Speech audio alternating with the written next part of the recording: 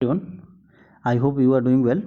आज की इस वीडियो में हम लोग बात करेंगे कि आपका जो DRDO की तरफ से जो इंटर्नशिप का अपॉर्चुनिटी आया उसके लिए क्या प्रोसीजर होने वाला है, कैसे कैसे फॉर्म्स को फिलअप करना है, इसके बारे में टोटल हम डिटेल्स में बात करेंगे और क्या स्टाइपन होने वाला है इसके रिगार्डिंग।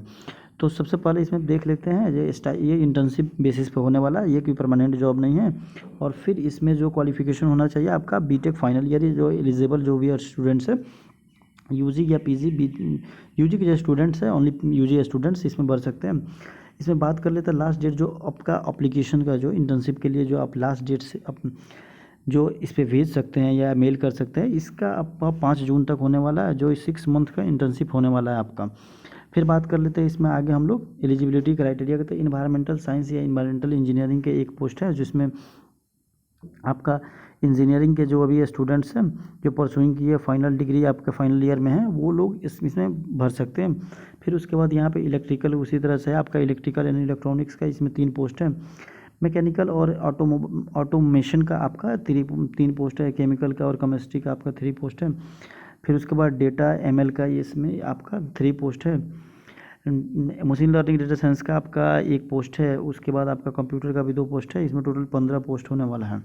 फिर बात कर लेते हैं इसमें आपका जो लोग भी साइंस से अगर PG परसुइंग किए हुए और फाइनल ईयर में अगर स्टूडेंट्स जैसे 5th सेम में हैं, 6th सेम में है, 5th सेम में अगर मतलब आपका 4th सेम PG में है, अगर आप मान लीजिए इसमें 4 साल का 2 साल का MTech होता है, तो उसमें अगर आप 3rd सेम या 4th सेम में हैं तभी आप भर सकते हैं। तो इसके लिए आपको और आपका जो लोकेशन होने वाला है वो दिल्ली होने वाला है, आप देख सकते हैं यहाँ पे मेंशन किया हुआ है। आगे हम लोग देखते हैं ड्यूरेशन जो आपका ऑलरेडी मैंने बता दिया था 6 मंथ का होने वाला है इंटर्नशिप का ड्यूरेशन। सिलेक्शन प्रोसीजर जो होने वाला है वो आपका CGPA बेसिस पे होने वाला है। तो जो लोग का भी 8 CGPA या उससे अबव है, जैसे IITs में क्या होता है जो आपका CGPA को 10 से कंसिडर किया जाता है, और बिहार इंजीनियरिंग में 9.5 से नहीं कंसिडर किया जाता है, 9.5 से, लेकिन उसका अपना खुद का एक फार्मूला होता है जो कि परसेंटेज बेसिस पर total mass divided by total mass obtained mass divided by total mass के बेसिस पे बिहार इंजीनियरिंग में कंसिडर किया जाता है। और सब डिफरेंट इंस्टीट्यूट में 9.5 पे भी कंसिडर किया जाता है, लेकिन IITs एंड IITs में 10 कंसिडर किया जाता है। तो उसके बेसिस पे आप जिसमें भी यूनिवर्सिटी में होंगे उसके अकॉर्डिंग आप कैलकुलेट करेंगे। और फिर इसमें आपका परसेंटेज बेसिस होना चाहिए, और आपका प्रिंसिपल या डायरेक्टर या HOD से आपका एक रिकमेंडेशन लेटर होना चाहिए जिसमें आपको रिकमेंड किया गया हो जहाँ इंटर्नशिप इन्हें प्रोवाइड किया जाए, वो जो नेसेसरी होता है जो आपको इंटर्नशिप अप्लाई करने से पहले। और एज आपका 28 से बिलो होना चाहिए। और आपका बायोडाटा जो आप लिखिएगा जो आपका क्यों आपको मतलब इंटर्नशिप ये इस टॉपिक पे क्यों करना है और क्या पर्पस है आपका इंटर्नशिप का, तो उसमें आप 300 वर्ड्स में उसको आप लिखना पड़ेगा।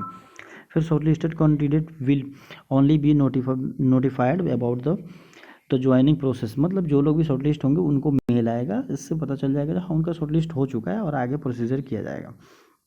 Process for submission of application, जो प्रोसेस है उसमें बाई पोस्ट करना है, स्पीड पोस्ट से आपको क्या करना है, भेजना है। लोकेशन यहाँ पे मेंशन किया है DRDO RD ऑर्गेनाइजेशन SK, ये आपका दिल्ली का जो लोकेशन है इसको आपको कॉपी करके और इसमें लिख के आपको डाल देना है, सिंपल। फिर आपका आपका इसमें फिर बॉन्ड के बारे में बताया गया है जो आपका लॉजिंग मतलब नो बॉन्डिंग एंड लॉगिंग, मतलब आपका यहाँ पे केवल ये इंटर्नशिप प्रोवाइड कराएंगे इसके बारे में बताया गया है। उस पर फिर इसके बाद पेमेंट में स्टाइपन में बताया गया है कि आपका 15 डेज वर्किंग पर मंथ, अगर 15 दिन से कम अगर आप काम कर रहे हैं, मिनिमम 15 दिन आप काम करते हैं तभी जाकर आपका स्टाइपन किया जाएगा, वो भी 3 month stipend complete, 3 month complete होने के बाद, यानी 15,000 एक बार मिलेगा, फिर दूसरा बार 15,000 मिलेगा। फिर उसके बाद आपका यहाँ पे मेंशन किया हुआ है ये आपका इंपॉर्टेंट डेट्स देख लेते हैं। इंपॉर्टेंट डेट्स में दिया है एडवर्टाइजमेंट जो है आपको 20 मई को आया हुआ है, लास्ट डेट जो एप्लीकेशन का 5 जून तक है।